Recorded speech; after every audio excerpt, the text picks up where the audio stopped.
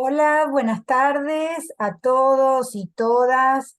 Bienvenidos y bienvenidas a esta nueva reunión del Instituto de Investigaciones de Historia del Derecho.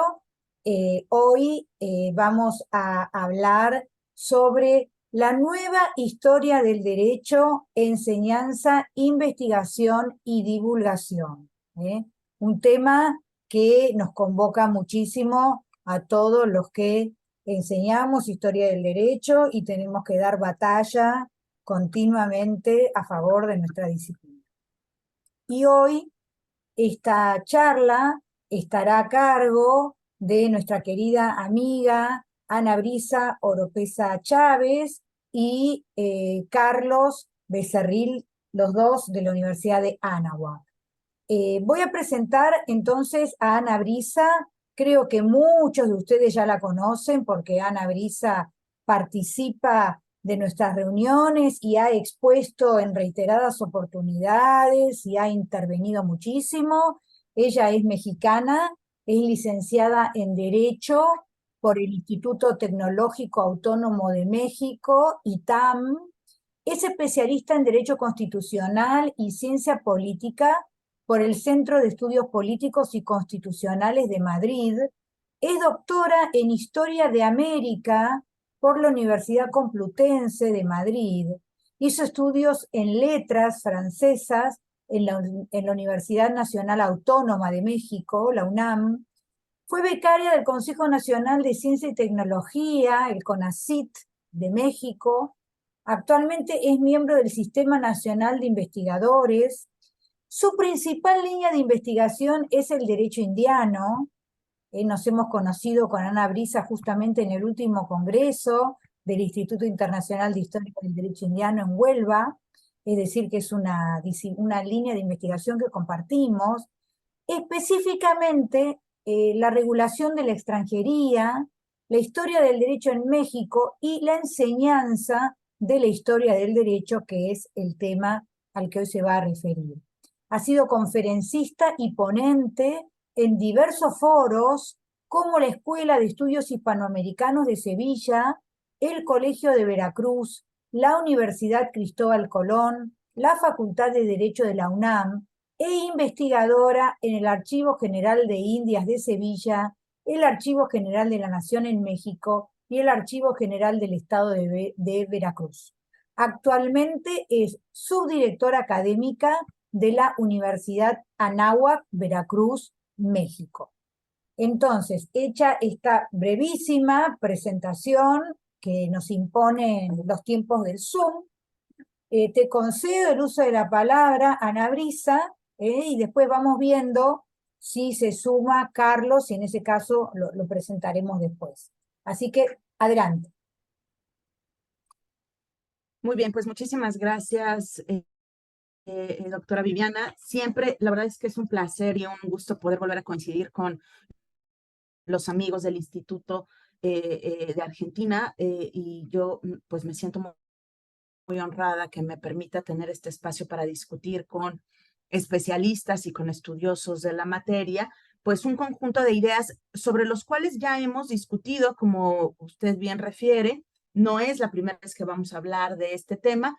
De hecho, la intención de esta charla es justo precisar un poco qué significa hablar de una nueva historia del derecho. Es un término muy manoseado. Y bueno, pues siempre surgen ahí muchas ideas, muchas propuestas, sobre todo desde la práctica de la docencia. Y lo que intentamos el doctor Becerril y yo es justo dotar de un poco de contenido y ordenar varias ideas que hemos ido recogiendo a lo largo pues de varias charlas que hemos tenido oportunidad de dar. Lo primero es reconocer que cuando hablamos de historia del derecho, hablamos básicamente de dos grandes dimensiones: de la enseñanza de la historia del derecho, es decir, de la historia del derecho como asignatura, y una segunda dimensión cuando hablamos de historia del derecho como objeto de estudio de la investigación científica.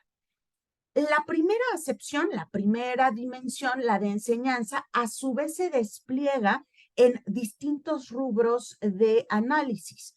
Para empezar, la asignatura dentro de los programas de estudio de la licenciatura en Derecho del grado de Derecho. Esa dimensión de los programas de estudio em, es una beta, creo yo, muy rica de análisis que atiende no únicamente a historia del derecho, sino a materias que también se han considerado tradicionalmente como formativas, como derecho romano, filosofía del derecho, historia universal, que tradicionalmente han sido consideradas dentro de la currícula del grado de derecho. Y que cada vez que se plantean actualizaciones a esos programas de estudio, pues vuelve a ponerse sobre la mesa. En ese sentido, sobre programas de estudio, evidentemente el análisis trasciende a la propia materia de historia del derecho para referirse a la totalidad de la currícula, del sílabus de la licenciatura. Y sobre ese tema, que también a mí me parece fascinante, en México la verdad es que tenemos que reconocer que hemos reflexionado pues más bien poco sobre qué tipo de currícula debemos tener de cara a las necesidades que imponen las nuevas necesidades del mundo contemporáneo. Pero bueno, esa digamos es una beta.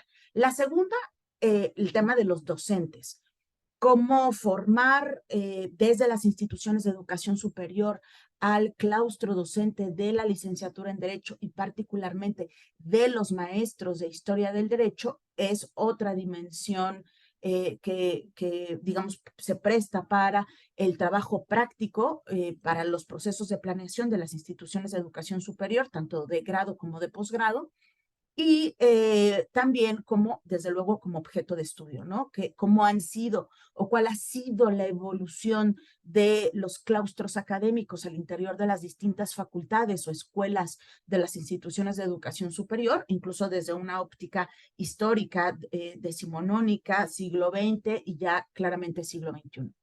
Luego la siguiente beta, la de estudiantes, y aquí particularmente, digamos, no es solamente los abogados o los historiadores quienes participan en este ejercicio de reflexión, por supuesto los pedagogos, con quien yo debo admitir de entrada que tengo un grave conflicto con los pedagogos, pero bueno, hay sociólogos y demás quienes participan en analizar cuáles son las características que los estudiantes que se van a ir incorporando, actualmente seguimos formando a estudiantes que integran la generación Z, pero próximamente vamos a empezar a recibir a los estudiantes que integran la generación alfa, que es la generación que nace a partir del año 2010, y sí hay una particularidad, hay un año muy concreto para definir la pertenencia a la generación alfa, que es el surgimiento del iPad.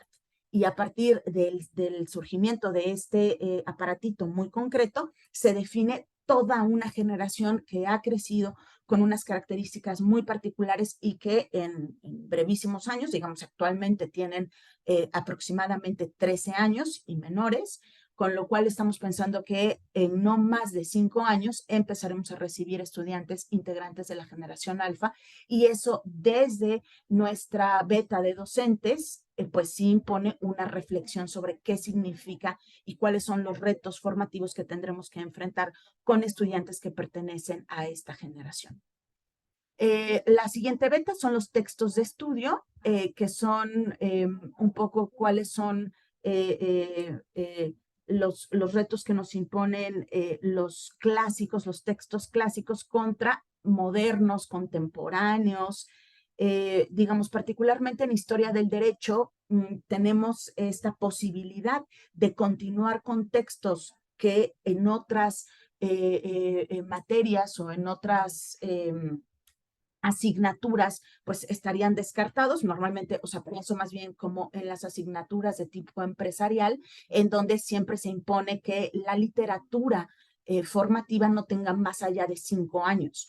Para historia del derecho no tenemos esta imposición, digamos, nosotros podemos apelar a toda una serie de autores que se siguen considerando clásicos, pero digamos desde esa posibilidad, pues desde luego replantearnos si los textos de estudio que estamos incorporando a una materia como historia del derecho, pues no merecerían al menos una reflexión sobre si continuar con estos textos clásicos o si ya hay una nueva beta en la literatura formativa para los estudiantes de licenciatura.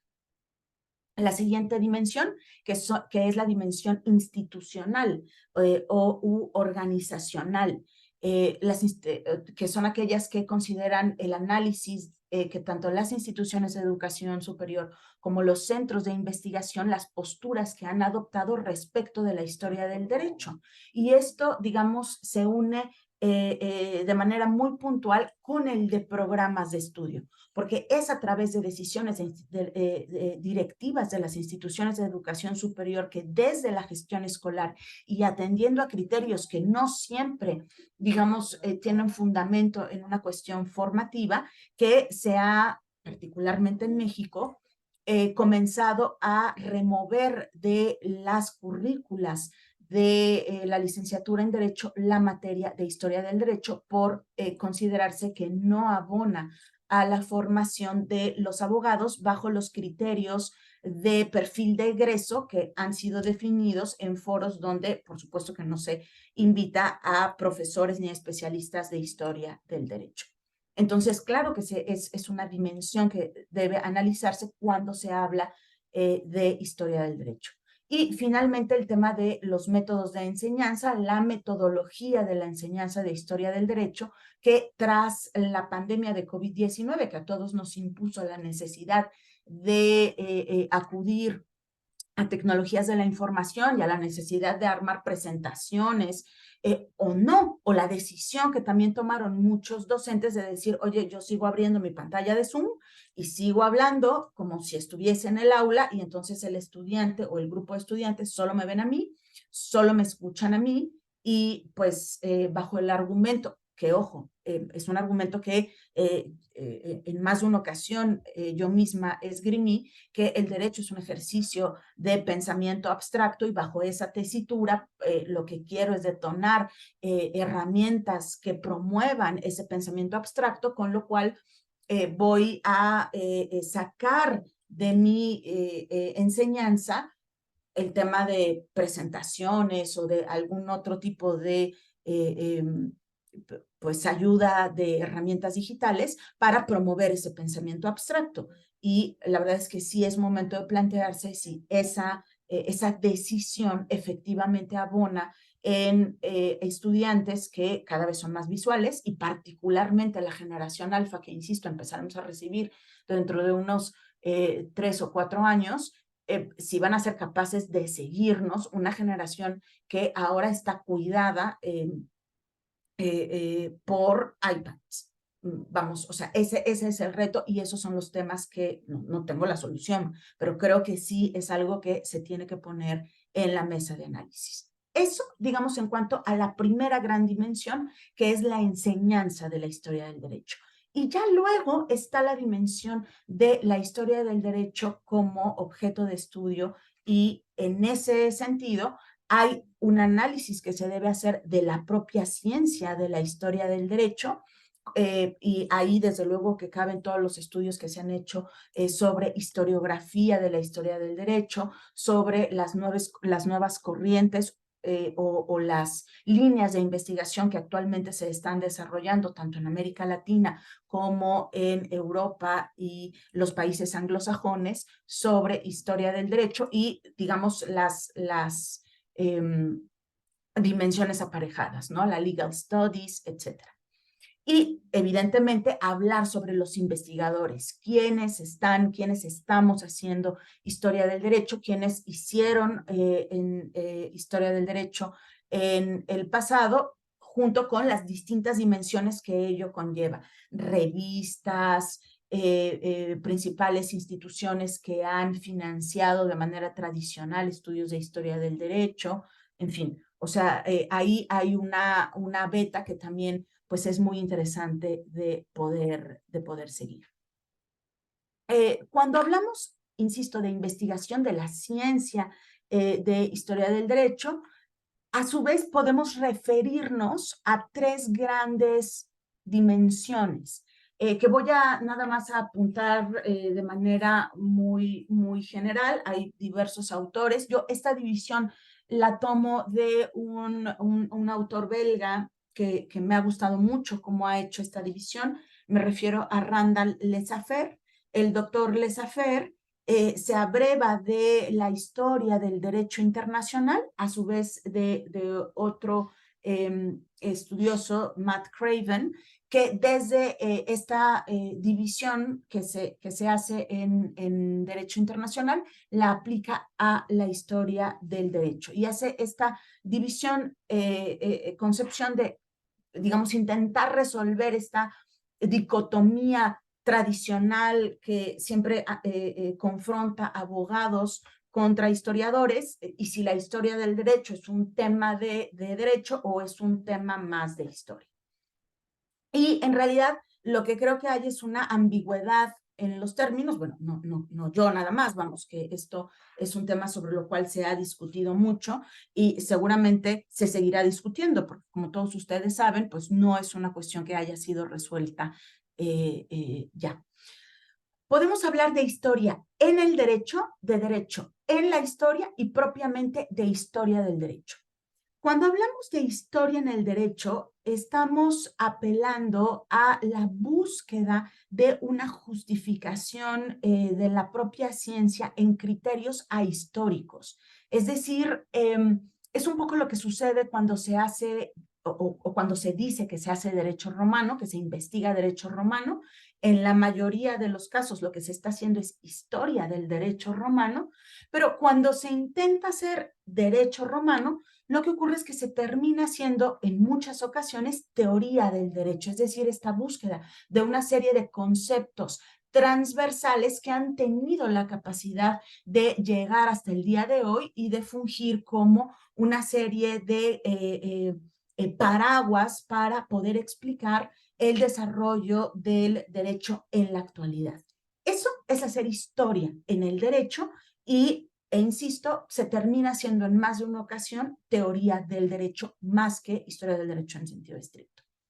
La segunda dimensión es la de derecho en la historia, que quizá es la más histórica de las tres. Cuando se hace derecho en la historia, se busca comprender qué fue el derecho y cómo funcionaba en el contexto específico de la época y del lugar en el que se está estudiando. Es decir, se intenta extraer, digamos, el fenómeno jurídico, aislar el fenómeno jurídico como si fuese bajo un microscopio y a partir de ahí diseccionarlo para comprender la integración de cada uno de sus elementos. Normalmente son estudios de un alto grado técnico y que reconocen que están analizando solo una parte de la realidad, renunciando al análisis contextual, que, digamos, se delega a otro tipo de estudios o a algún otro tipo de ciencia.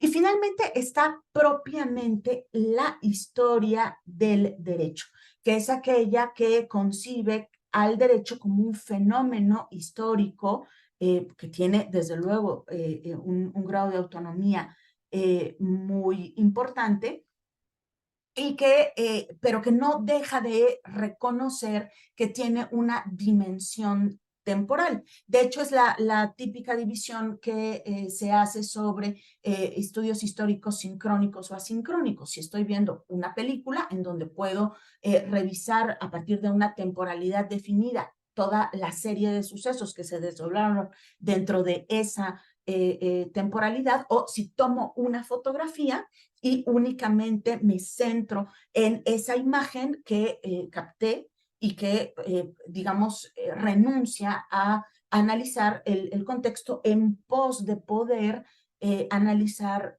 con muchísima puntualidad esa figura concreta. La historia del derecho responde o intenta responder a la pregunta ¿por qué el derecho es así el día de hoy? Y en la historia del derecho nuevamente se plantea la pregunta si pertenecerá a la ciencia histórica o a la ciencia jurídica. No voy a entrar en ese debate, Sin embargo, creo que sí es importante reconocer que muy probablemente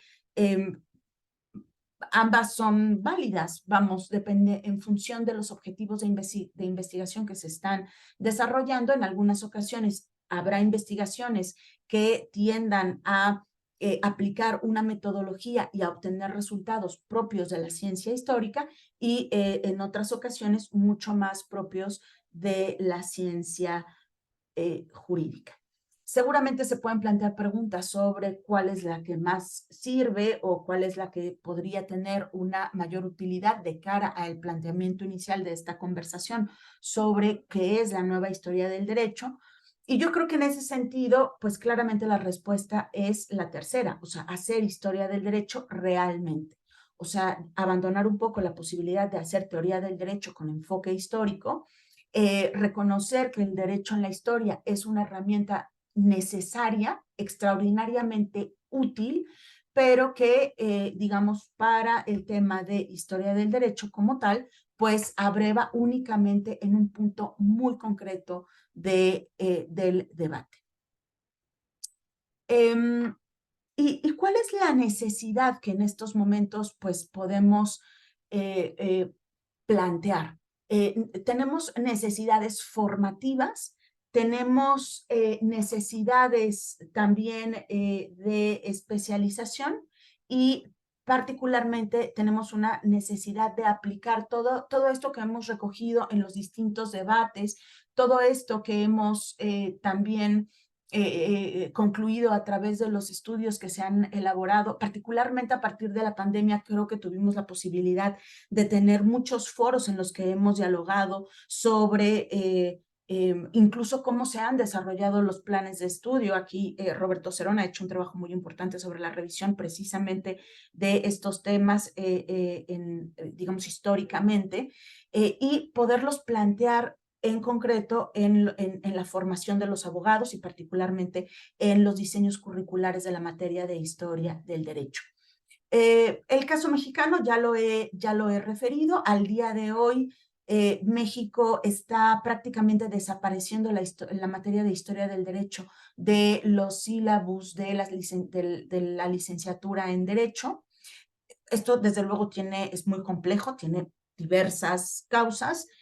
No pretendo tampoco exponerlas aquí, pero creo que una de las, bueno, una de tantas razones es precisamente porque los historiadores del derecho no hemos hecho una defensa adecuada, porque en más de una ocasión nos centramos en la historia del derecho desde la investigación, obviando el tema de la formación. Y si bien es cierto que después, para quien tenga interés, lo buscará y se especializará, ciertamente si no abonamos a la formación de quienes más tarde van a poder sumarse a las filas de los historiadores del derecho, pues muy probablemente está cantado que la materia desaparecerá de los sílabos, y me estoy refiriendo, insisto, al caso mexicano. El doctor Becerril quería compartir con ustedes justo una reflexión que él hacía de los últimos 30 años sobre historiografía jurídica. Nuevamente se estaba enfocando prioritariamente en el caso mexicano, sin soslayar el tema en otras latitudes.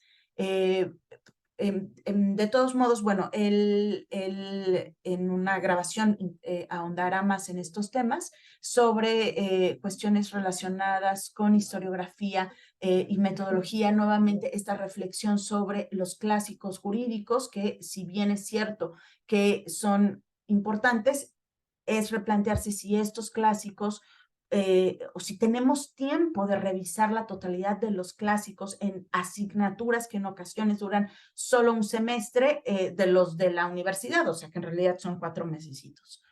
Entonces, si de por sí es poco el amor, no digo que lo desperdiciemos en los celos clásicos, pero ciertamente al menos replantearse desde una visión muy crítica cuáles son o cuál es la literatura que estamos proponiendo para los estudiantes en nuestras asignaturas. Y bueno, retomar el tema de historia interna y externa, que digamos está englobada justo en estos 3 enfoques que expuse.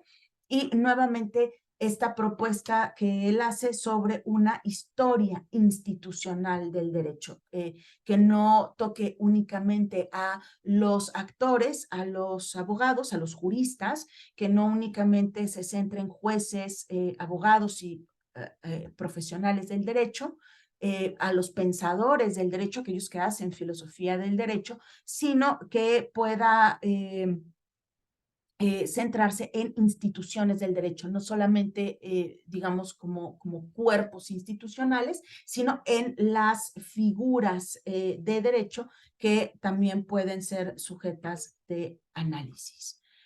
Y sobre el tema de investigación, el doctor Becerril plantea, y bueno, seguramente él cuando vea esta grabación, esta charla, podrá corregirme si es que lo que hemos dialogado él y yo no me ha quedado claro, pero digamos, hay toda una serie de discusiones que se tienen hoy en día en investigación de historia del derecho sobre si, por ejemplo, para hacer derecho novohispano o derecho indiano, se tiene que saber historia del derecho.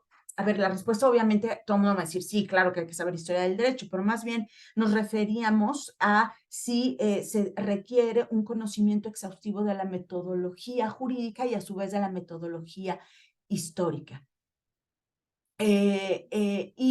Esta persistencia de creer que la historia del derecho es como una suerte de catálogo de efemérides o esta narración de lo sucedido con anterioridad, privándonos de este sentido crítico sobre el fenómeno jurídico del pasado que requeriría una contextualización mucho más acabada, un análisis mucho más acabado por parte del investigador para ofrecer una interpretación pues mucho más completa.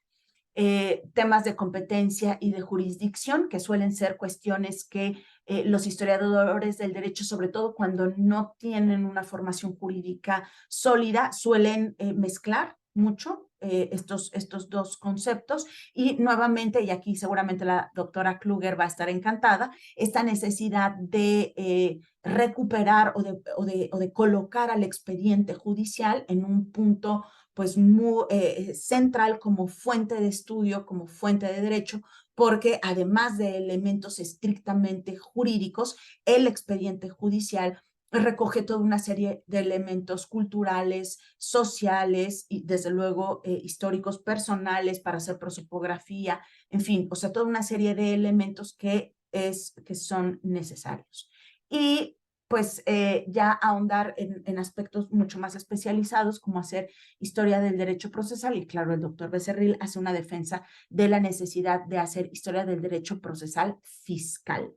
Entre otras cosas, porque desde, digamos, apelando al dicho de que todos tenemos dos cosas seguras, que nos vamos a morir y que tenemos que pagar impuestos, digamos, desde esa obligatoriedad que impone el contexto fiscal, pues sí que se requiere un tema de mayor estudio en una materia que sigue contando con pocos cultivadores hasta el día de hoy.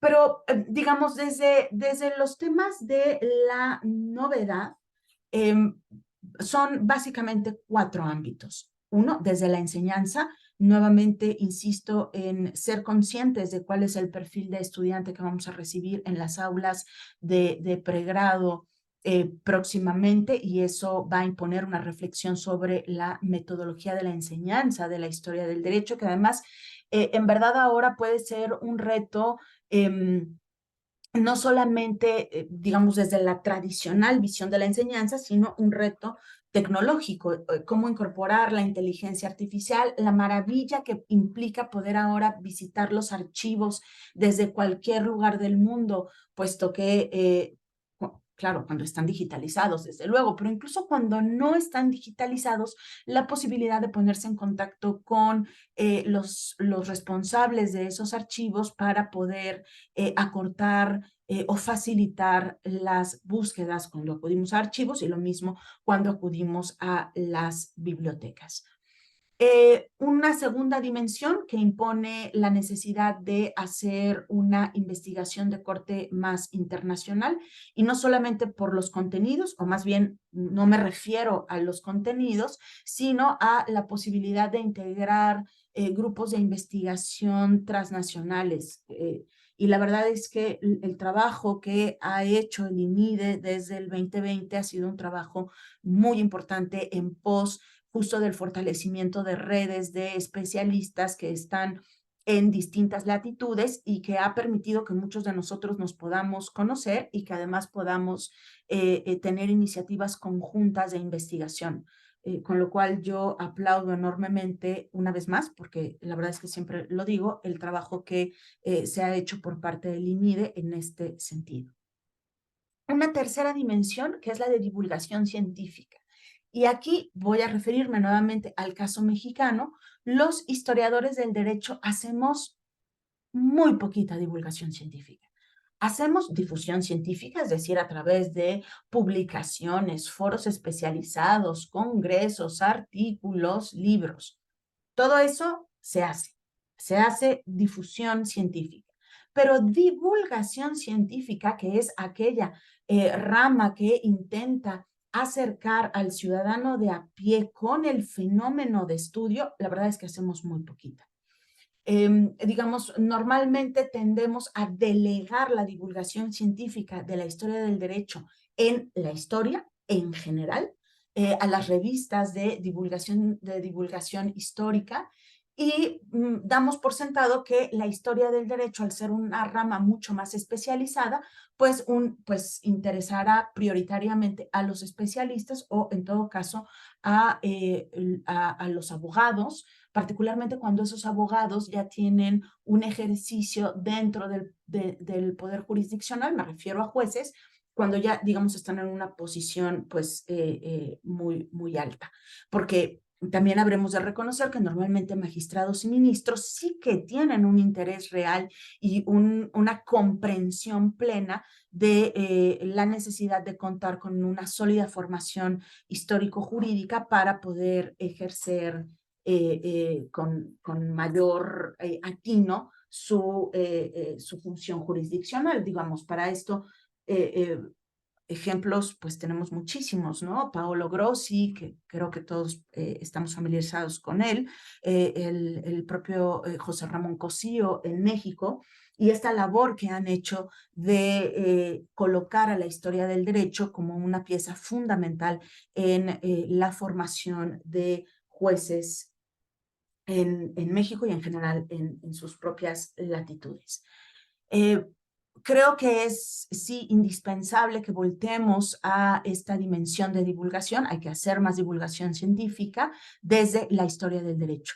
Y finalmente una cuarta dimensión, que es la difusión en revistas indexadas. Nuevamente, los historiadores del derecho tendemos a identificar una serie de publicaciones periódicas clásicas en las que con mayor o menor interés tenemos posibilidad o gusto por publicar, pero lo cierto, y tampoco quisiera yo caer justo en el extremo de decir solo publiquemos en revistas indexadas, ¿no? La verdad es que es un juego perverso que también, digamos, ha construido la bibliometría actual alrededor de que la única producción válida es aquella que puede ser registrada a través de parámetros bibliométricos internacionales, con lo cual si no publicas en una revista indexada, pues no existes. Sí, yo sostengo que eso es una lógica perversa, pero también es cierto que el otro extremo pues da un poco igual, y entonces tanto editores como investigadores científicos no abonamos a la suma de nuestras publicaciones a los índices internacionales. Es cierto que es complejo, que se requieren una serie de requisitos que no necesariamente son sencillos de cumplir. En más de una ocasión se requiere que se publique en otro idioma, particularmente, pero que no exclusivamente en inglés, en detrimento de la belleza de la lengua castellana.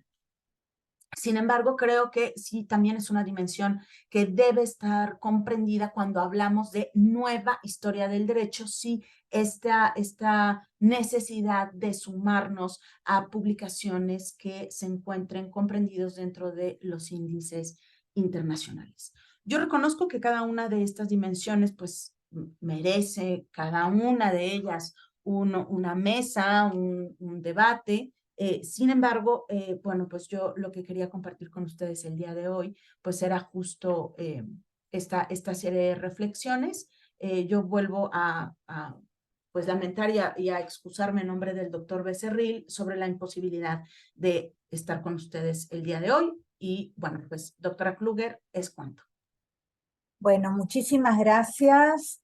Eh, bueno, la verdad que esta presentación da cuenta de los desvelos que tenemos continuamente los historiadores del derecho y pasaste revista a un montón de cuestiones que seguramente nos van a despertar muchísimas preguntas y muchísimos comentarios.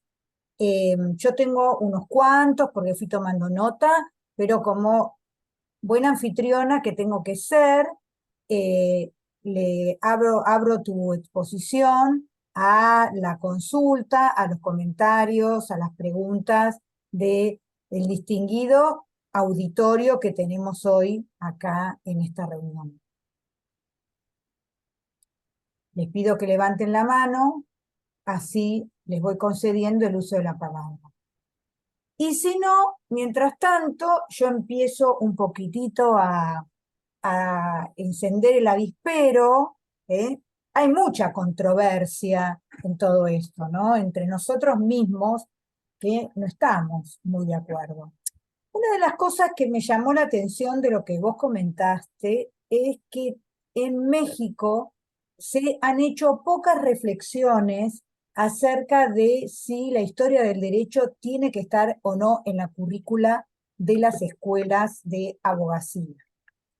¿Esto es así? ¿No ha habido publicaciones? ¿No ha habido encuentros nacionales en los que se haya discutido esto?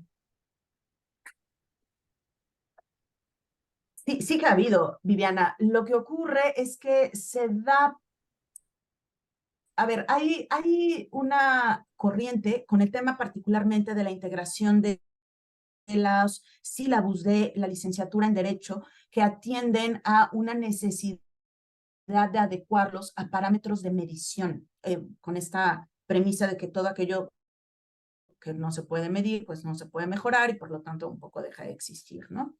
Este tema, digamos, hunde sus raíces en la década de los 80s y de los 90s, cuando México obtiene una serie de empréstitos de organismos internacionales como la OCDE, el Banco Mundial, eh, el Banco Interamericano de Desarrollo, y justo en ese momento imponen una serie de obligaciones que el Estado mexicano debía cumplimentar y particularmente en temas de carácter educativo, sumarse a una serie a una corriente muy particular que después habríamos de conocer como el modelo de competencias. Ese modelo de competencias que se va a basar en una corriente llamada Los Cuatro Pilares de la Educación, o sea, no llamada, pero digamos que lo encontramos en una publicación de Jacques Delors que se llama Los Cuatro Pilares de la Educación, que eran aprender a conocer, aprender a ser, aprender a vivir juntos y aprender a ser, que son esos cuatro los pilares. Estos son los eslóganes que pues la verdad es que pueden parecer igual de inspiradores que vacíos si no los materializas en cuestiones reales.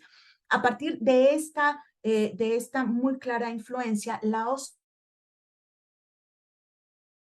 DSECO, Definition and Selection of Competencies, y a partir del modelo DSECO se van a estructurar una serie de evaluaciones de donde se va a extraer PISA, por ejemplo, que es el Programa para la Evaluación Internacional para Estudiantes, por sus siglas en inglés. Y América Latina se va a sumar al proyecto de SECO a través del proyecto Tuning. Y el proyecto Tuning va a detonarse, esto se va a desdoblar a lo largo de mucho tiempo, o sea, el proyecto Tuning en América Latina se va a detonar a partir del 2007. La tendencia de todos estos modelos educativos es generar una serie de competencias que formen, particularmente en derecho, a abogados de corte liberal, es decir, abogados que puedan sumarse a la administración pública o directamente o al ejercicio liberal de la profesión, ¿no? Para litigar. En ese sentido, las currículas pues debían ser fortalecidas para esos objetivos de formación. Y paulatinamente las materias relacionadas con cuestiones más de formación o que nosotros podríamos denominar de formación de criterio jurídico, se iban soslayando hasta terminar reduciéndose al inicio de la propia materia. Y al día de hoy, digamos, si alguien quisiera decir, oye, pero es que eso no pasó así, podría yo concederlo, pero el resultado es que la materia de historia del derecho, de derecho romano y de filosofía del derecho están desapareciendo de los planes de estudio. Si uno toma como muestra los planes de estudio de la mayor parte de las instituciones de educación superior privadas de México que imparten derecho, vamos a ver que prácticamente ya en ninguna subsisten. Y lo que dicen es, cada vez que tú tengas tu materia, derecho civil, derecho constitucional, se va a dar una pequeña introducción histórica y vamos, con eso es más que suficiente, ¿no? ¿Para qué necesitamos una materia de historia del derecho cuando en cada una de las asignaturas pues puedes dar los contenidos que son? Que se ha debatido, sí, y la verdad es que con un éxito, pues más bien modesto, porque el resultado sigue siendo ese, o sea, sigue siendo la imposibilidad de contar con una materia que vaya más allá de un semestre de historia del derecho. Hay algunas excepciones muy puntuales, pero esa es la tendencia. Uno de los factores que también puede haber incidido en el caso mexicano es que, digamos, el órgano estatal que concede los registros de validez oficial de los estudios únicamente solicita una serie de cuestiones formales, es decir, que tu sílabo sume un determinado número de créditos, que a su vez estén reflejados en un determinado número de horas frente a aula y de trabajo en casa, pero no hay una revisión del contenido mismo. O sea, no hay una exigencia, digamos, desde el Estado de que para poder impartir derecho, pues tengas que tener un núcleo básico y ya después adornas con lo que quieres, ¿no? Eso no existe.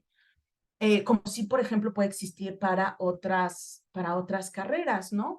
Y me ha tocado estar en alguna mesa en donde incluso han propuesto, bueno, ¿y por qué no hacemos la licenciatura en Derecho Penal o la licenciatura en Derecho Constitucional, ¿no? Entonces yo decía, bueno, pues es que esto es lo mismo que decir que por qué no graduamos a licenciados en pediatría o licenciados en alguna otra rama de la ciencia médica sin pasar por el médico general. Hombre, yo no sé usted, pero yo preferiría ir con un cardiólogo que primero hubiese sido médico general y ya después haber optado por la especialidad.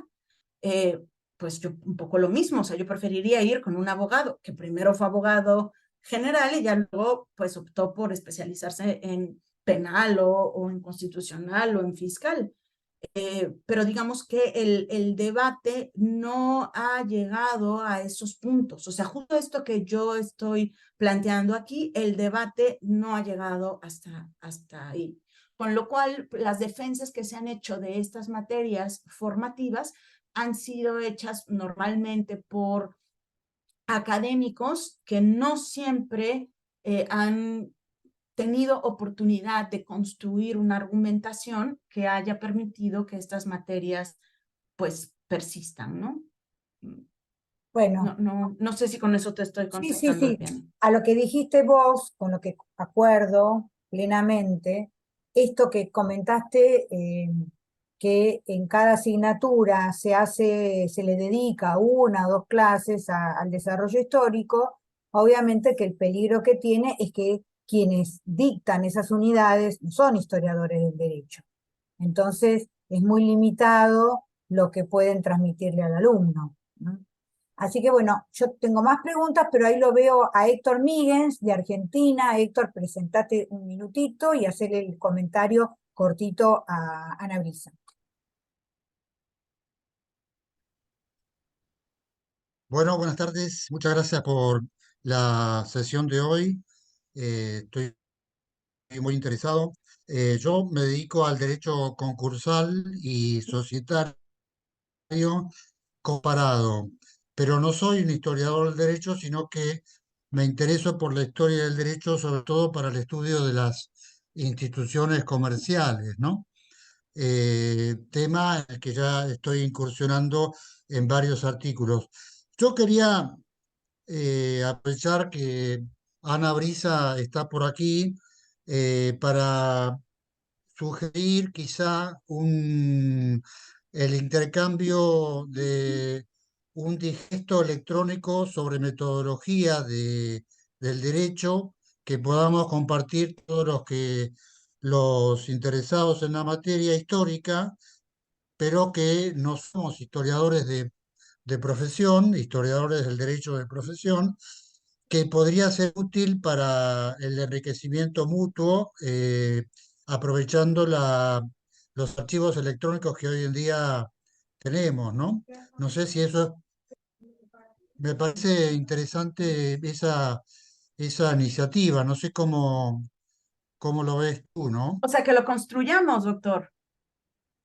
Ah, pues Sí, yo exactamente. me sumo a su iniciativa. Sí, sí, hagámoslo. Hoy no lo tenemos al doctor Ezequiel Abasolo, que Pero siempre acaba justo de publicar, sí, sí. que siempre nos deja tarea después de cada reunión, compromete a los expositores, bueno, hagamos esto, hagamos lo otro. Bueno, hoy lo tenemos a Héctor Míguez, que dice, bueno, hagamos esa base de herramientas metodológicas sobre historia del derecho. Bueno, lo vamos a tener en cuenta, tomamos nota y ojalá que lo podamos hacer, ¿eh? Bueno, siguiendo con Sí, sí. todas las cosas que vos comentaste, bueno, ahí me callo y le doy la palabra a Alfredo Flores. Alfredo, presentate. Buenas tardes, ¿me escuchan bien?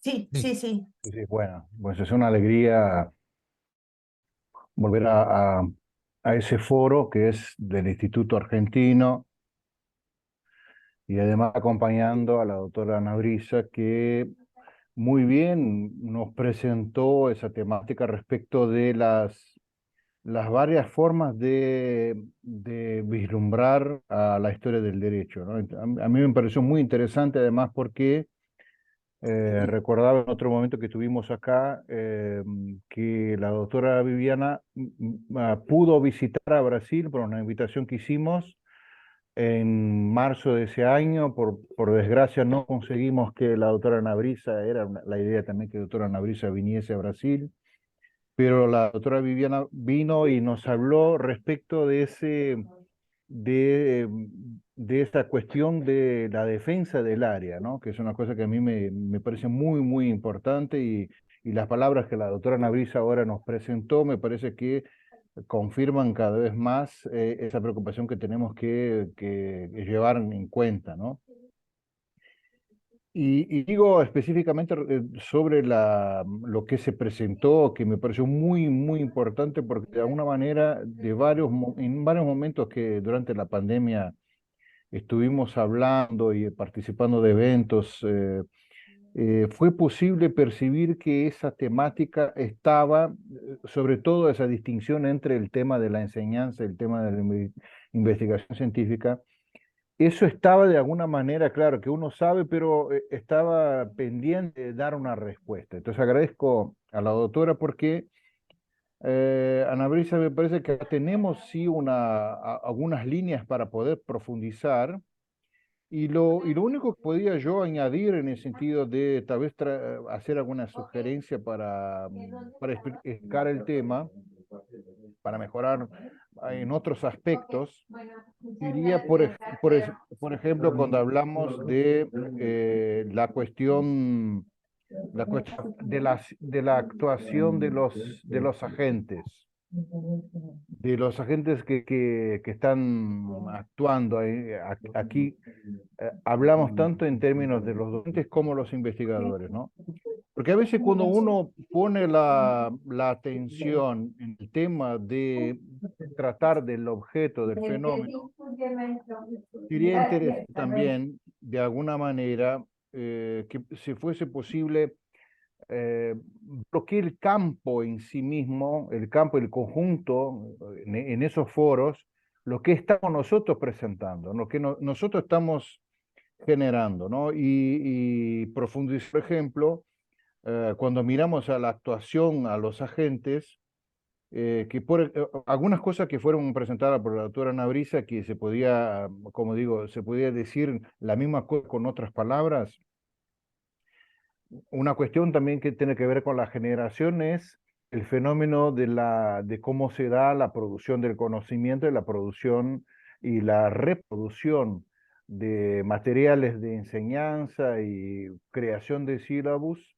Cuando tenemos el aumento significativo, me imagino que eso fue lo que sucedió en México, pero tengo la noticia por Brasil, del aumento significativo de facultades de Derecho y de cursos con currícula, en que hay una necesidad de rellenar un espacio de docentes que vengan a trabajar con la materia, y creo que en verdad salimos de un modelo antiguo de formatación de la historia del derecho del siglo XIX, que tendríamos una concepción que podríamos así hablar, tal vez un poco de broma, pero que es verdad, una visión un poco aristocrática, y hoy la masificación cambió muchos elementos, ¿no? Porque de alguna manera esa visión liberal que la doctora Ana Brisa nos comentaba, en algún momento lleva mucho en cuenta el derecho romano, la historia,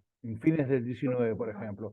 Y ese mismo liberalismo, un nuevo liberalismo, diríamos tal vez, fines del siglo XX, comienzos del XXI, nos lleva a un escenario que no es solo en México que sucede, pero también en Brasil, de que las asignaturas de historia de derecho romano están en las públicas, básicamente. Y las particulares, las privadas, muy complejo, ¿no? Entonces, simplemente para pensarmos también esa cuestión de cómo hay las diferencias de épocas, de cómo son los agentes, del número de agentes, y además la función de la ideología que está por detrás, el tipo de liberalismo que está por detrás, ¿no? Sí, muchas gracias.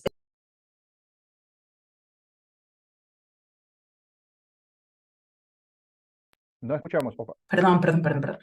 Muchísimas gracias, doctor.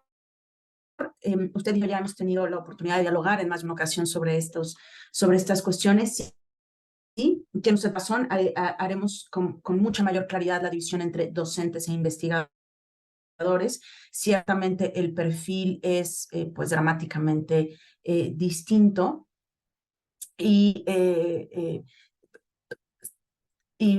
vamos, ciertamente el enfoque de cada uno de ellos también presenta unas particularidades que pueden sumarse a la defensa de la historia del derecho desde ambas ramas. Pero sí considero que es muy importante hacer con claridad la división.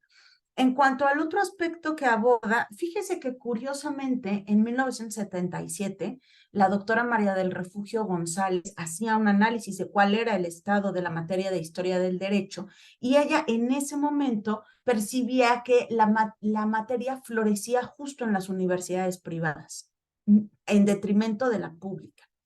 Entonces, digamos, de 6 años que han pasado desde aquella reflexión, justo pues la pregunta era, ¿qué es lo que ha ocurrido o qué fue lo que ocurrió que revirtió el proceso de que estaba en las privadas y luego fue la pública el bastión o se está convirtiendo en el bastión de la historia del derecho. Y eso en el caso mexicano a medias, porque por ejemplo la Universidad Veracruzana, que es la universidad pública asentada en el estado donde el campus al que pertenezco de la Anáhuac está, historia del derecho ya es optativa. O sea, hay estudiantes que se pueden graduar de historia de la licenciatura en derecho sin haber cursado historia del derecho. O sea, porque es optativa, y además optativa de verano.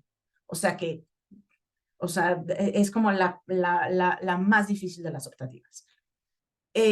Y bueno, justo eso motivó a este análisis de qué ocurrió, y justo una de las razones, no digo que la única, pero sí creo que una de las razones tiene que ver con esta influencia de los organismos internacionales a partir de la década de los 80s y los 90s, que influyeron decisivamente en el modelo de estudios general y en las imposiciones que el Estado mexicano tuvo que atender de cara a cumplir las obligaciones que el BID y otros organismos internacionales impusieron. Creo que es una de las razones. Pero bueno, se acaba de sumar el doctor Becerril, quien podrá revisar la grabación, doctor Becerril, para ver si no metí la pata con sus diapositivas. Bueno. Entonces hacemos una cosa. Le damos la palabra al doctor Becerril, yo ahora lo presento, y después Valentín Pazzi, cuando termina de exponer el doctor Becerril, te doy el uso de la palabra. Entonces, Carlos, ¿estás ahí? Les presento a todos a nuestro expositor, Carlos de Jesús Becerril Hernández, también es mexicano, es doctor y maestro en Historia Moderna y Contemporánea por el Instituto de Investigaciones Dr. José María Luis Mora, de México.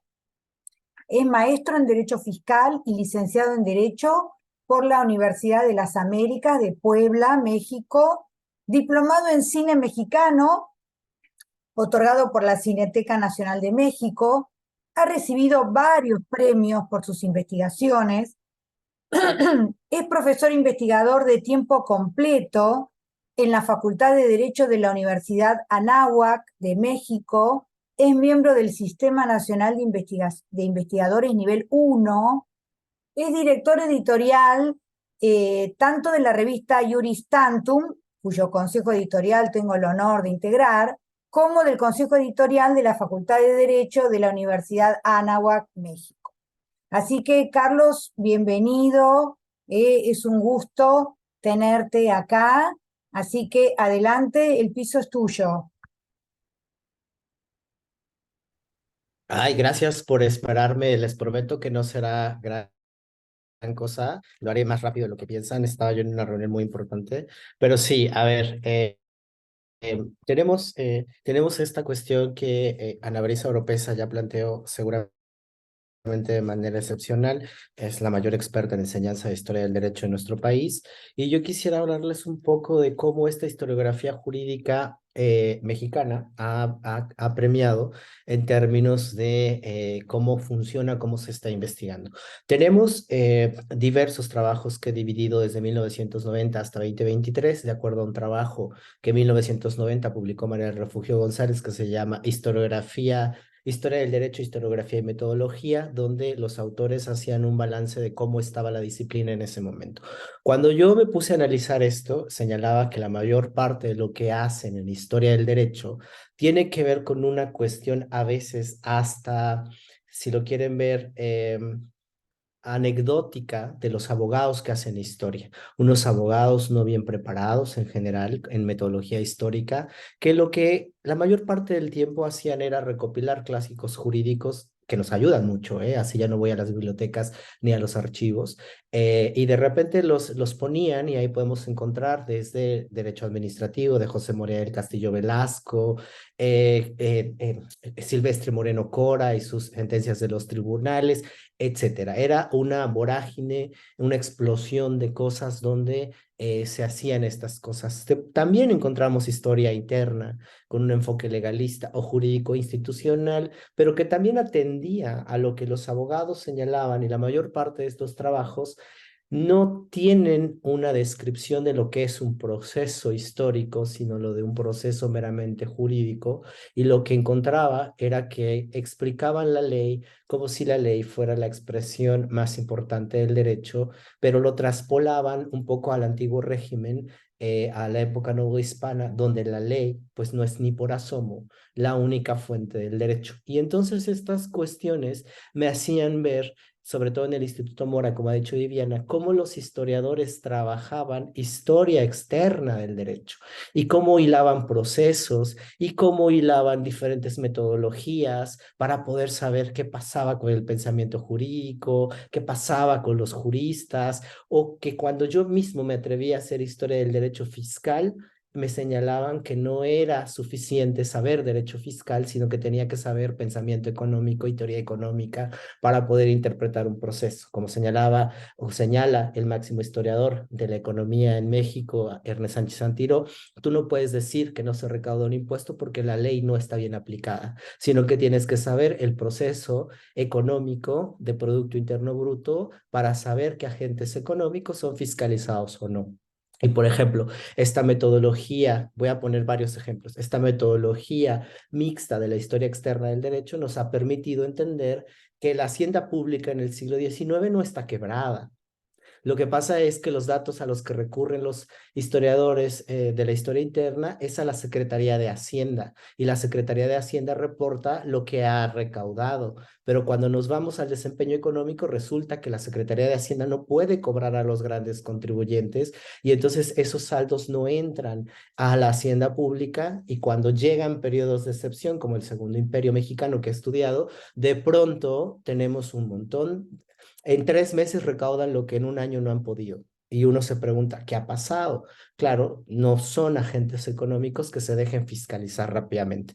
Entonces, la historiografía jurídica en los últimos años se ha nutrido, todavía existe la historia interna, pero la podemos ver muy desarrollada con los historiadores que se han interesado por la historia del derecho. Tiene sus bemoles, también no crean que son perfectos. Tienen cuestiones metodológicas que solo los abogados pueden hacer, pero hablamos desde el Garzofilazo Regio y Jurisdicción, otro grupo de trabajo que trabaja jurisdicción y competencia de la Real Hacienda, la aplicación de las ordenanzas de intendentes mexicanas como ordenamiento supletorio en el Virreinato de Nueva Granada, por ejemplo, etcétera. Cuestiones que el archivo y las fuentes nos han llevado a entender.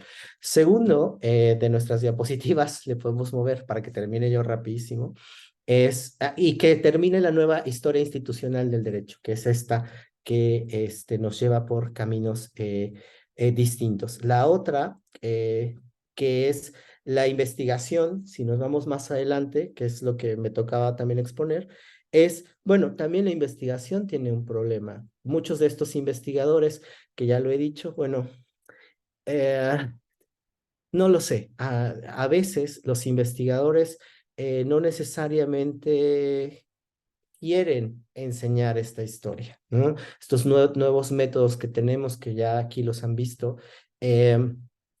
no necesariamente están entre los estudiantes o en las academias, porque también se ha priorizado, y quiero decirlo, el investigar sin tener que divulgar, que sería la tercera diapositiva. A muchos no les gusta dar las clases, a algunos me van a regañar, pero algunos se sienten ofendidos cuando dan clase en grado, no les gusta, dicen que solamente quieren dar clase en el doctorado, etcétera, etcétera, ¿no? Y entonces esta enseñanza yo creo que debe ser dada. También tenemos que tener una divulgación científica, pero también una investigación, como le señalaba Brisa, una investigación local donde podamos, no sé si local, pero en una revista que se haga del común para que todo mundo pueda acceder a esas cuestiones. Yo sé que estamos en el camino, excepto los franceses, de la difusión en revistas indexadas, Q1, Q2, Q3, pero sigo insistiendo en un texto que hace años publicó Erika Pani en una cosa en 2004 sobre el Segundo Imperio, que decía, pues es que nos leen los 3 compañeros que les agrada el tema, pero los demás, no lo sé, mis estudiantes de licenciatura ven los pies de página y ya no leen porque pues son así, ¿no? Y finalmente, bueno, Creo que esta mezcla entre investigación y divulgación será necesaria para que los alumnos se acerquen a esta cuestión que es muy importante.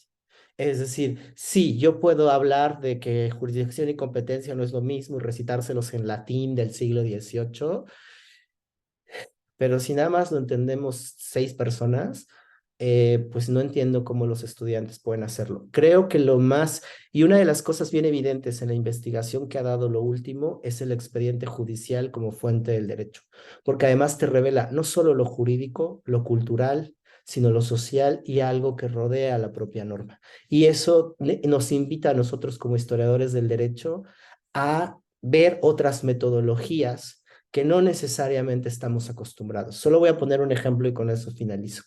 Cuando yo hacía los juicios de amparo, que ahora lo estoy haciendo para el siglo XX y XXI, pero en el XIX, me encontraba impuestos que ya no deberían existir.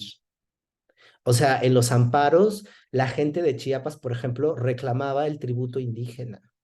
Y decía, es que en 1890 y tantos el señor de Chiapas cobra el tributo indígena. Y yo le preguntaba a los historiadores del Instituto Mora, ¿pero qué no el tributo indígena se abolió en la década de 1810 en adelante?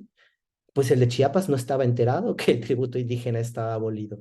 Es decir, son los impuestos que aparecen en la norma y que solamente yendo al expediente y a la fuente del derecho, a la fuente judicial, nos pueden dar. Lo mismo, creo que lo más avanzado en derecho o en historia del derecho ha sido el derecho, sobre todo fiscal, en materia procesal. Los grupos de trabajo últimamente van al expediente, van al grupo, van al archivo y de ahí toman lo que está pasando de verdad. Y eso nos permite hacer una comparación entre lo que la Real Hacienda o la Hacienda Mexicana dice que es el marco tributario y lo que de verdad se está cobrando debajo, ¿no? Porque de pronto llegan reales cédulas donde dice, todos en Nueva España pagarán la alcabala del 6%, y pues resulta que hay entidades territoriales privilegiadas que no van a pagar el 6% porque tienen una cédula del rey que les dice que ellos son personas privilegiadas y no pagan ese impuesto.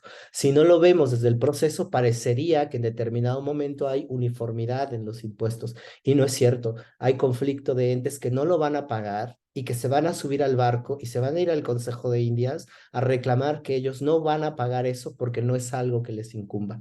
Pero eso solo lo vemos en el pleito, no en la norma, ¿no? Entonces, esto, digamos, con lo que ha dicho Brisa, serían nada más mis apuntes básicos de lo que les quería señalar. Sigo aquí para preguntas. Llegué a tiempo.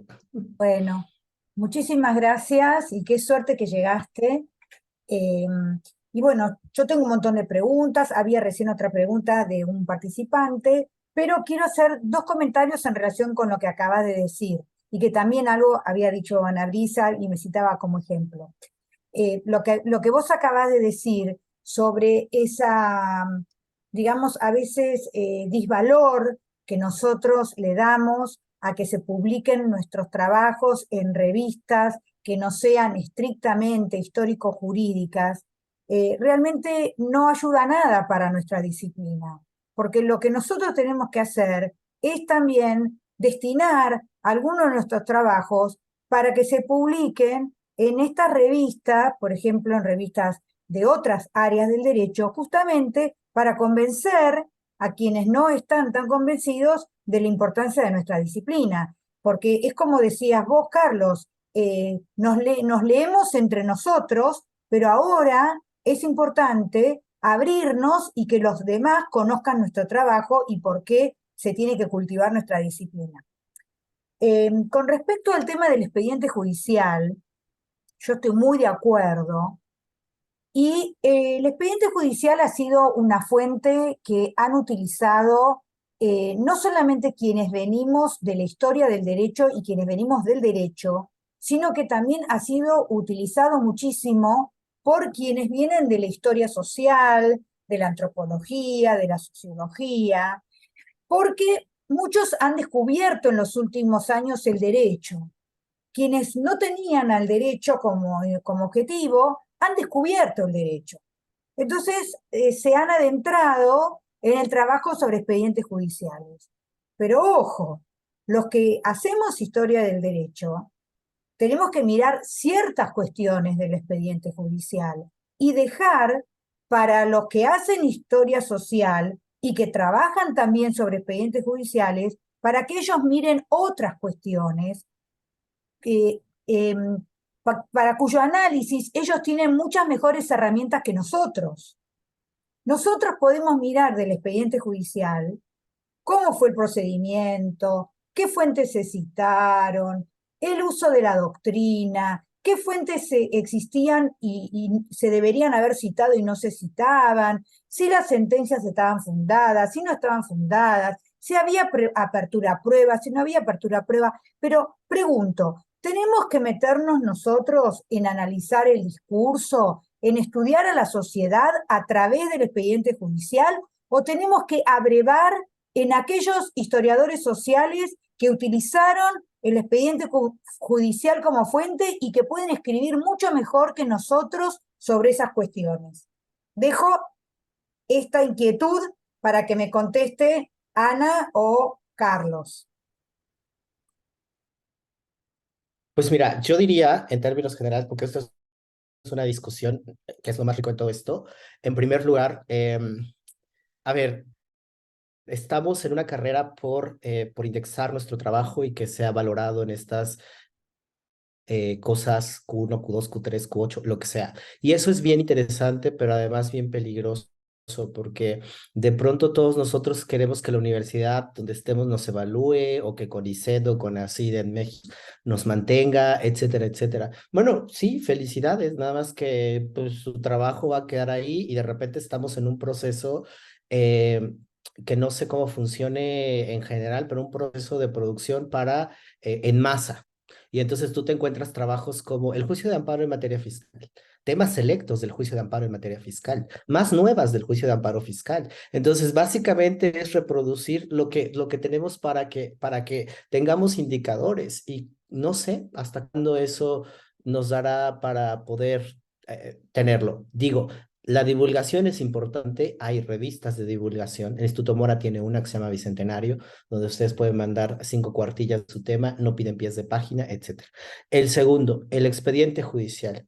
Yo creo que sí debemos de aprender esas metodologías de los historiadores, porque tienen unas formas de interpretar que si el derecho es un producto cultural y se inserta en su propia antropología, cito a Carlos Garriga, pues entonces hay que entender el contexto donde se desarrolla y donde tiene su valía en tiempo, espacio, sujeto y materia, que son las categorías kelsenianas básicas.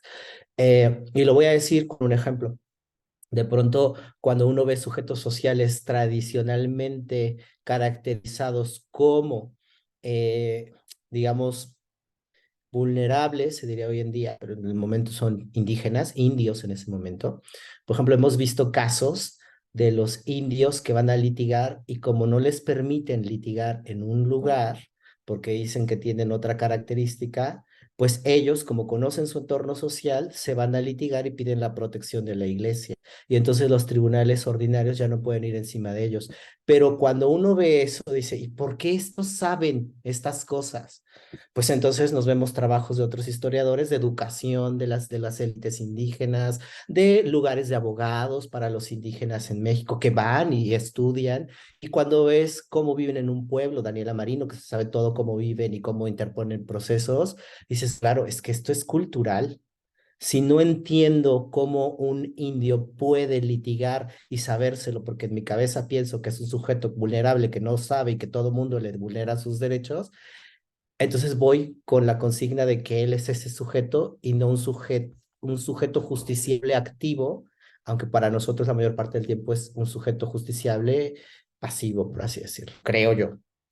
Ahora es difícil, ¿eh? Porque no tenemos tiempo, tenemos que dar clases, Bueno, tenemos que hacer yo lo que muchas digo es cosas. que abrevemos en esos trabajos. Leamos lo que escriben ellos, leamos el análisis que ellos hacen sobre los expedientes judiciales. Trabajemos sobre lo que ellos han trabajado, que tienen mejores herramientas que nosotros.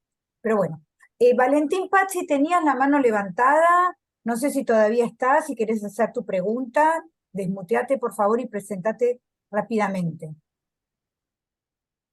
Hola, buenas tardes. Me llamo Valentín Pazzi, soy abogado y profesor en ciencias jurídicas y este año estoy en mi primera experiencia docente en la materia Historia Constitucional Argentina. En concordancia con lo que decía el doctor Héctor José sobre la metodología, noté que es complicado que los alumnos presten atención a la materia de historia propiamente dicho.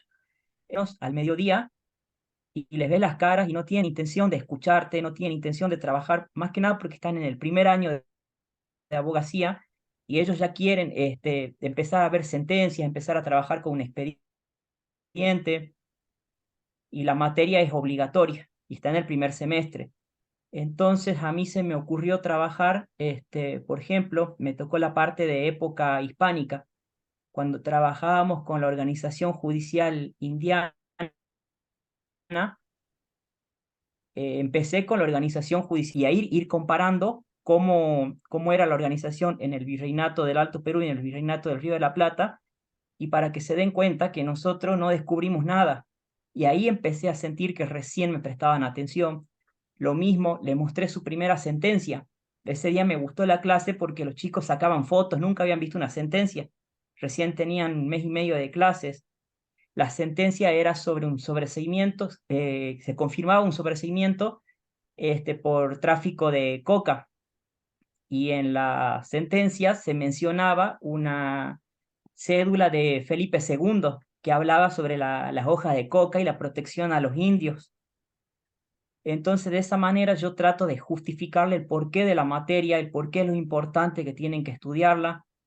No obstante, cuesta trabajo. Como les dije, es al mediodía, 150 alumnos, están con hambre, se aburren, pero bueno, trato de ingeniármelas para tratar de encontrar una metodología actual a los nuevos chicos.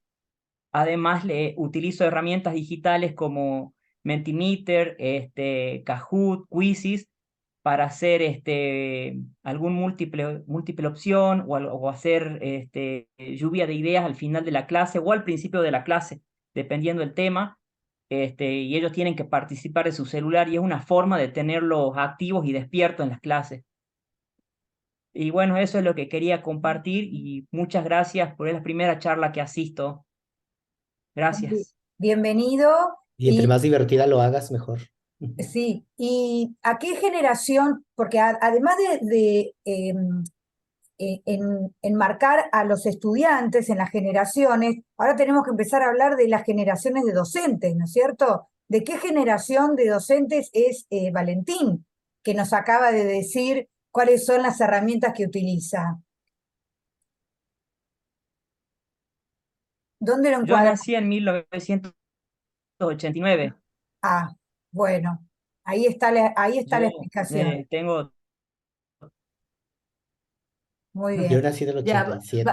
Sí, sí. vamos, sí, o sea, ya esto es antes o después de la caída del muro de Berlín. así es. Bueno, bueno, no sé si hay alguna otra A pregunta. ver, yo ahí quisiera Sí, comentar, sí, adelante. yo ahí quisiera comentar algo rápido. O sea, nosotros en la Universidad de Anáhuac tenemos diferentes cursos que de pronto sí nos sacan de quicio porque nos dan cursos de todo, pero sí te muestran herramientas que también tienen que ver mucho con cómo puedes adquirirlas, pero también nos obligan a usar Kahoot, le llaman ellos metodologías activas. Entonces, claro, el estudiante debe de interesarse en la materia y ahí la única forma es no solo interesarse, sino que no le parezca una cuestión aburrida y ahí nosotros tendríamos que encontrar la medida, pero al ser súper difícil, que no solamente es el Kahoot, sino que también debe tener presente que es un estudiante de licenciatura en Derecho que es tan grave que no lo aprendas bien, que me puedo ir a la cárcel si tú lo haces mal, que es como los médicos, que se mueren si lo haces mal. Entonces, no lo sé, Valentín, o sea, tenemos que ser muy didácticos, pero no podemos dejar de ser profundos en lo que estamos analizando, porque si no, esto se vuelve de un cachondeo que no tienes idea de que pues entonces todo el mundo va a pasar aquí porque el profesor Valentín nos pone el Kahoot y entonces jugamos y entonces hacemos esto. No lo sé, hay que encontrar un justo medio. Yo solamente diría eso. Yo justo quería abonar al tema de, y por eso confesé que yo tengo un tema con los pedagogos, porque me parece que no podemos primar la forma por encima del fondo. Y sé claramente que también seguramente necesito algún curso de arte histriónico. No lo hago mal, o sea, que en clase no lo hago mal, pero ciertamente hemos tenido que enfrentarnos al reto de estudiantes que llegan a las aulas con una formación de historia general, o sea, de historia de México cada vez más pobre, y al que encima ahora le tengo que hablar de historia del derecho, y entonces si ya, bueno, o sea, hacemos agua, ¿no? Entonces, normalmente en más de una ocasión se terminan dando contenidos de historia de México general, porque no puedo permitir que vayan ahí por la vida sin saber ni siquiera que, o sea, que existió una cosa que se llamó derecho indiano. O sea, porque ese es otro tema, ¿no? Que de derecho indiano, normalmente en los planes de estudio de historia del derecho, hay una entrada cuando tenemos suerte. Y si no, parecería que México como realidad comenzó en el siglo XIX. Ya sé que el doctor Becerril me va a decir que sí, que México como realidad empezó en el siglo XIX porque lo que había antes era otra cosa. Pero bueno, justo para poder llevar a cabo ese debate hubo que haber, o sea, se tiene que tener cierto contenido. Yo, pues primero decirle al doctor Valentín que me encanta que tenga esta iniciativa. Creo que efectivamente todos debemos incursionar hacia allá.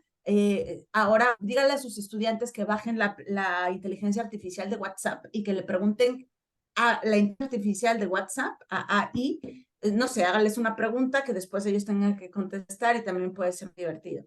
Pero sí coincido en que eso no significa que ahora no deban leer, que incluso hagan la lectura con el audiolibro, con la app que te transforma cualquier texto en audiolibro y entonces lo puedes ir escuchando en el coche, en la ducha, en fin, ¿no? O sea, pero no por ello soslayar que efectivamente hay una parte formativa y que para llevar a cabo el análisis crítico, pues sí necesitas de elementos formales reales. Entonces, solo no perdernos en la pedagogía, esto.